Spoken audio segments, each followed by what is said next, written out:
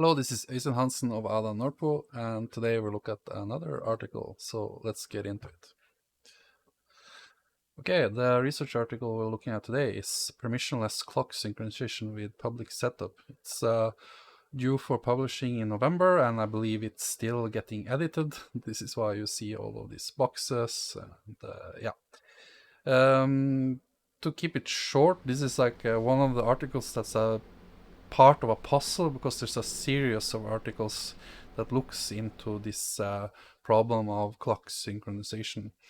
And in this article, it looks through the lens of proof of work, but there's another article where it looks at the same problem through the lens of proof of stake. So it's quite a lot of information, and I'm sure, having just read it actually just once for this one, as it's quite long and quite complex, I might have misunderstood something, but I will try to give it my viewpoint, and maybe it's useful for others to get like an initial impression of the article. But please do correct me if I say something wrong in the comments sections of the video. This is my naive understanding as a person who have read many research articles in his life, but I'm not a domain expert into this field. So yeah, let's get into it more with the abstract. So what is this article all about? The permissionless clock synchronization problem asks how it's possible for a population of parties to maintain a system-wide synchronized clock while their participation rate fluctuates, possibly very widely over time. So this thing about having a clock synchronization, it's really always a part of any blockchain system, because you have to have some form of synchronization of when these blocks will be produced. And here they try to look at how can we do this for a wide range of people that have very varied clocks, basically. How much they drift or how much they skew. We'll get into all of these technical terms and explain them a bit further down in the article. But the usual way is to have like some form of trusted public key interface to show your time sync, or for example use a common reference string to pass along this information. They also show in this article that they can give rise to a protocol, the first proof of work based ledger consensus protocol, that does not rely on an external clock for the timestamping of transactions and adjustments of their proof of work difficulty. So that's really cool. Before, we have always been dependent on time syncing servers, or for example, myself, I use a GPS satellite to synchronize, and this is my time server, so I have faster synchronization times in the range of less than a millisecond.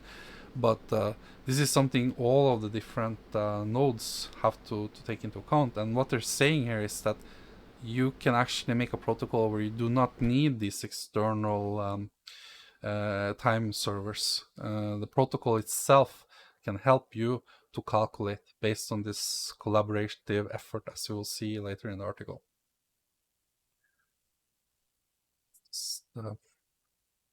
Oh wow, there was a lot of things I highlighted when I read this. It's maybe even too much for this video. I will try to make it shorter than half an hour. So classically, you have a set of processors that is within the bounded rate of time sync, and you have what's called drift, where over time the different clocks will drift apart from each other and show different times.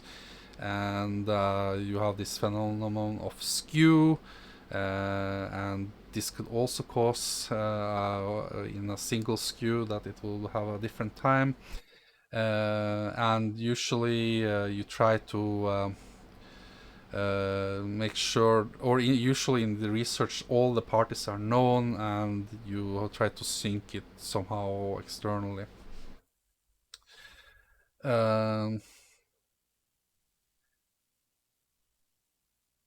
So the main challenge when you have these like transient participants, so like when they come and go, um, is that setting shift from correcting the bond rate drift occurring between the ever connected honest parties over time to the task of bringing up to sync freshly joined parties. So if you have this like synchronous process happening, and most of the parties that's already in the chain are sync, then someone new joins, they will have to also get up to sync and be part of the chain and have the correct sync for the chain.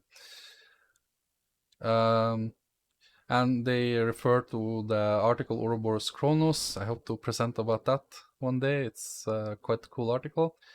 They present that you can get a notion of global time using a continuous flow of clock measurement that are provided by parties who can come and go basically in the protocol, and their local clocks are assumed to be correct up to a bound. So what this means is that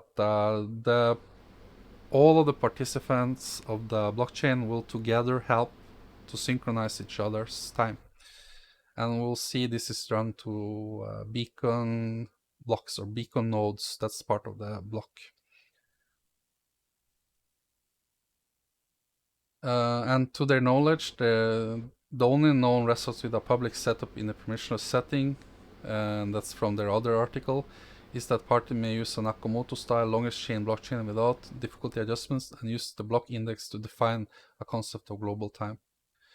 And the obvious downside of this approach or this idea is that the protocol execution speeds up and slows down as participants fluctuates, and most importantly, it will be entirely insecure when there is a steady increase or decrease of participant, making the construction essentially only suitable for static models where the number of participants, the computer power invested in system for proof of work remains fixed. So this is very much a problem for the proof of work, is that the hash rate will fluctuate, and if it was only the last block that did this type of syncing, that could cause a big problem with this fluctuating hash rate. So that's why they have tried to make this work, and they tried to tackle a few questions such as, is it possible for a dynamically changing population of peers to synchronize their clocks utilizing only a public setup and assuming proof of work? And long story short, yes, they found a way to do this. One apparent difficulty in answering this question is that using a blockchain protocol to derive consistency for clock adjustments runs into the complication that the blockchain protocol itself utilizes a clock to adjust the proof of work difficulty at regular intervals. And yeah, the Bitcoin, for example, blockchain, they use a global clock that's available to all parties.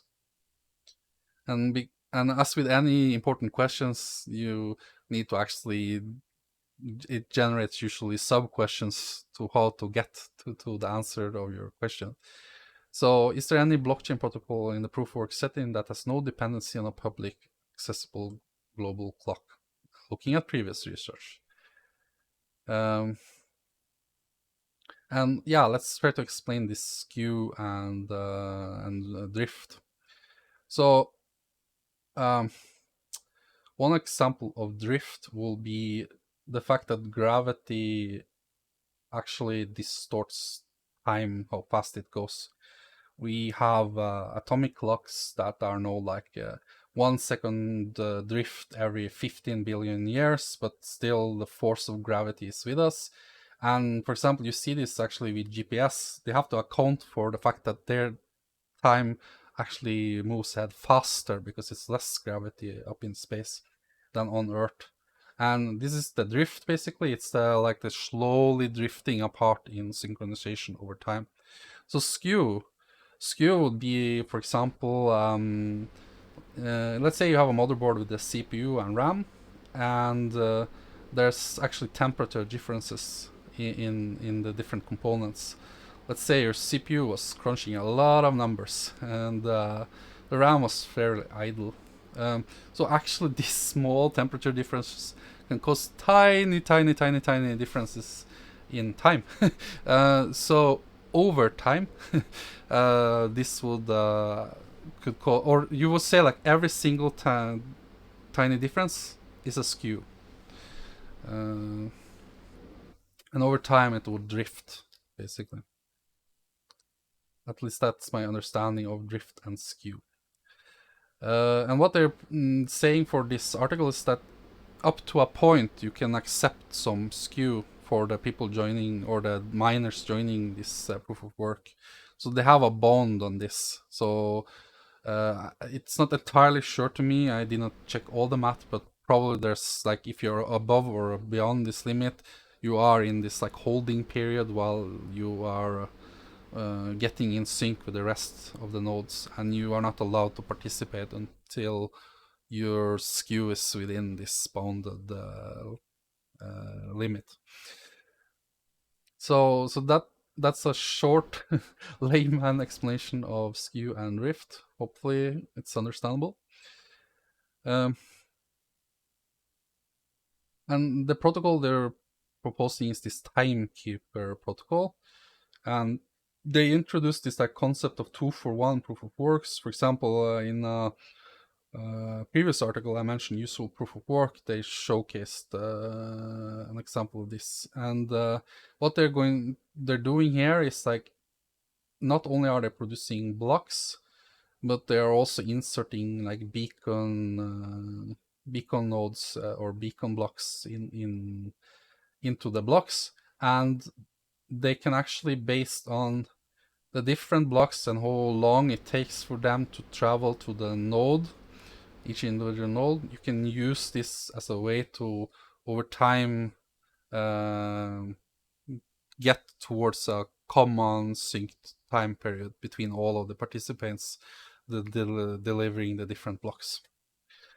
That's my understanding of it. So basically, not only is it is it a period of time that you have these different beacon blocks in a 2-for-1 proof of work with regular blocks as well, containing transactions and all of that stuff, but also the different participants have all contribute with different beacon blocks, and you use the different times between them to over a zone of time. I will show later what that means, but over this time period, then it will basically sync all of the different participants. So that's the really cool part about it. You do not need this global available clock. You do not need to have GPS syncing. The syncing happens in the blockchain itself, basically. And then they discuss like, what do you do with the imperfect local clocks, and they solve this with this with a oracle and this like time period. You have to sync with the rest of the participants. Then they detail it more. How does this happen with a public setup?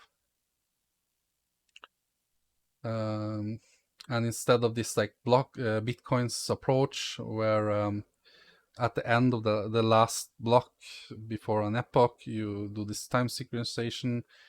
They mine and emit clock synchronization beacons and include them in upcoming blocks.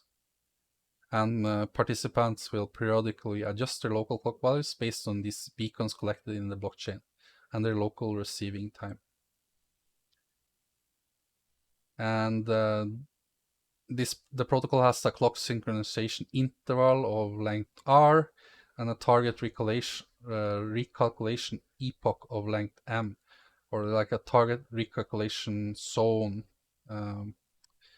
So the different intervals have a set time.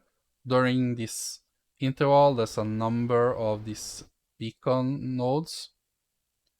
Synchronization beacons during this interval, and the different intervals combined is the epoch, and all of these different clock synchronization intervals all contribute to the calculations, and the target recalculation point, I believe it's shown later, it's not only like a single point in time, it's like a stretch of period basically. And during this, the resyncing of all the participants happens. This is a very good visual way at looking at it. And what is the information sent during these timestamps in these beacons? There's a pair of values. So let's say the interval is supposed to be 100, this R interval. The different blocks produced with identifiers, what miner did it, for example, and if it was during this interval 1 or interval 2, and then the time it used. And if we know that the interval is supposed to be 100 and we can see this variance, we can use that to calculate. And they call these like synchronization beacons that they have another type of tiny blocks. And it's supposed to be a tuple, and this is what it contains.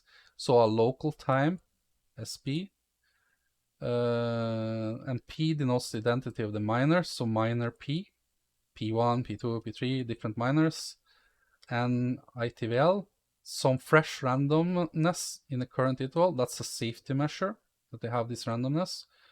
Then CTR represents the nonce of the proof of work. So again, part of the hash or the safety and the way the blockchain is created. And block label is the associated block input. And they say that you have to store the identity of the miner because there might be multiple beacons mined by different parties reporting the same timestamp. And that makes sense. So to calculate and to identify, you need to also identify the miner. That's kind of important, I guess, to understand with this protocol. Each miner has to have some identity and has to be identified during this time sync period. And they call this like time interval between these two adjustment points the clock synchronization interval or interval. And ideally, one interval will last for hour runs, and the actual number of local runs that participants may observe may differ according to the shift computed in the previous interval. So it really, how long it takes to synchronize depends on how much you are previously unsynced, I guess. And this means that the actual interval length can vary. And this timekeeper have a 3-period phase. First, you have this safety measurement where you just observe, and you use this hash to make sure. And they say also that this first viewing part could be omitted, and they propose a way to do this. But then you have the mining and inclusion part. And here's where you also add the beacon timing information as well. There's also a safety part here. And then finally you have this convergence, like when you gather all the different information to use it to sync together. And this phase cannot be omitted as opposed to the case of the first, since only when parties agree on the same beacon set can synchronization procedure maintain the protocol's secure properties. So this is a very important phase as well. And also to do this, in order to adjust its clock key, or the miner also needs the local receiving time of all beacons that have been included in the chain, and use that again to converge the time. And that means that actually the miners will have to have a local registry that records the beacon it received as well as their arrival time. So basically, all of the different miners together are becoming one giant time sync server, and they store locally in a decentralized way because they collaborate as well. They have a local copy, but they also make the data together, they become a global time sync server. That's so cool idea, actually. Um, and at the end of an interval, the R interval, parties will use the beacon's information to compute a value shift that indicates how much the logical clock should be adjusted. Then you adjust the clock, there's the math for that. And they discuss the problem, what if then you're adjusted to be backward set clocks, like you go either forward or back in time based on the adjustment. And they show that you can have this silence period then to solve this problem. And then you have this target recalculation function, that this new way, actually we propose a new target recalculation function that is suitable for the new setting. And it's they compare it to the reverse of the old Bitcoin protocol.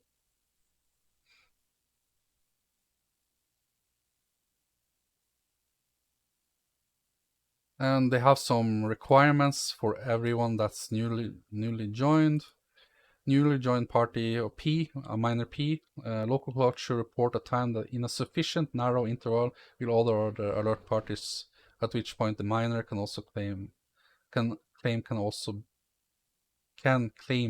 being alert.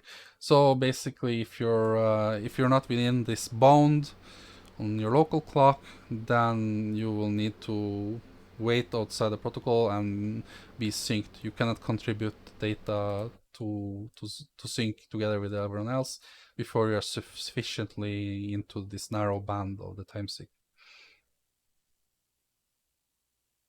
And you will be classified as desynchronized, and then you will have this like join procedure. And then they basically quite detailedly explain like how long, how many R periods do you need to be, and the different phases you need to become in sync enough to provide your own data, basically. And here is like a visual way of looking at it. So you have the different minors, minor P1, P2, P3, P4, P5, and you have, as I said, like this recalculation interval. It's really like you should consider it more like a varied zone based on the different parties. So when like the transition from one block to another happens can vary greatly between the different participants, and one could be already at T and the other could start transition at T plus 2, and the fifth minor could start it at T plus 4, and when it ends to another block transition it could be at T plus 6 or at T plus 4, as you see. So the zone is like from the very first who transits to the very last that transits again. That's the target recalculation zone for that period. So basically it will vary. And one interesting question to that, is there some limits or some bound? Is it because we have actually a bound on the local clock? We know that this zone will not be like infinitively long. Is that why we have this bound for the sync? Maybe it's just a question that pops to my mind. And how big can this variance and this recalculation zone actually be? That was not immediately clear to me when reading this. Let's see, what else should I notice? Well, I actually think that's enough. So let's just go to the start. Yeah. So before, you required to have a local synchronization. You would perhaps need like a global clock that all agreed upon.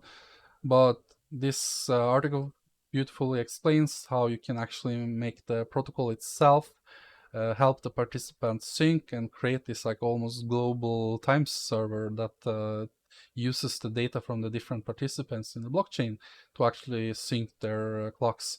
and it tackles all the different problems they can come up with, such as the waiting period for if you are a newly participant and you're out of this time range for your clock skew. And they also tackle that if you adjust your clock and you suddenly have a block that's back in time, you produced a block with a timestamp that was before, but due to the resync, the next block you make is actually back in time.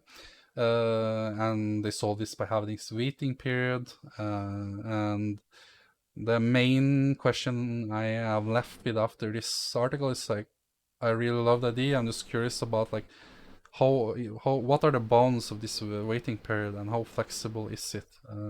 Yeah, that's my main question. Okay, I hope you enjoyed this short introduction to permissionless clock synchronization with public setups.